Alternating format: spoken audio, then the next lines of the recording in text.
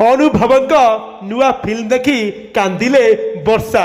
ଦର୍ଶକ ବନ୍ଧୁ, ଏହି ନିକଟରେ ସୁପରଷ୍ଟାର ଓଡ଼ିଆ ହିରୋ ଅଭିନେତା ଅନୁପ ମହାନ୍ତିଙ୍କ ନୂଆ ଏକ ଓଡ଼ିଆ ମୁଭି ଚାରିଧାମରେ ହୋଇଛି ରିଲିଜ୍, ଯାହାକୁ ଦେଖିବା ପାଇଁ ଓଡ଼ିଶାର କୋଣ ଅନୁକୋଣରୁ ସବୁ ଲୋକମାନେ ଆସି ପହଞ୍ଚୁଛନ୍ତି। ଏତିକି ସମୟରେ ଗୋଟେ ଖବର ଆସୁଛି କି ବାଦ ପଡ଼ିନାହାନ୍ତି କୁଆଡ଼େ ଅଭିନେତ୍ରୀ ବର୍ଷା ପ୍ରିୟଦର୍ଶିନୀ। ନିଜ ପୂର୍ବ ସ୍ୱାମୀ ଅଭିନେତା ଅନୁପ ମହାନ୍ତିଙ୍କ ଅନୁରୋଧ ରକ୍ଷା କରି ଶେଷରେ ସିନେମା ହଲ୍ରେ କଟକରେ ଆଜି ପହଞ୍ଚିଥିଲେ ଅଭିନେତ୍ରୀ ବର୍ଷା ପ୍ରିୟଦର୍ଶିନୀ। ତେବେ ସୂଚନା ମିଳୁଛି କି ଅଭିନେତ୍ରୀ ବର୍ଷା ପ୍ରିୟଦର୍ଶିନୀ ସିନେମା ଦେଖିବା ସମୟରେ କୁଆଡ଼େ ହୋଇପଡ଼ିଥିଲେ ଭାବ ବିହ୍ୱଳ।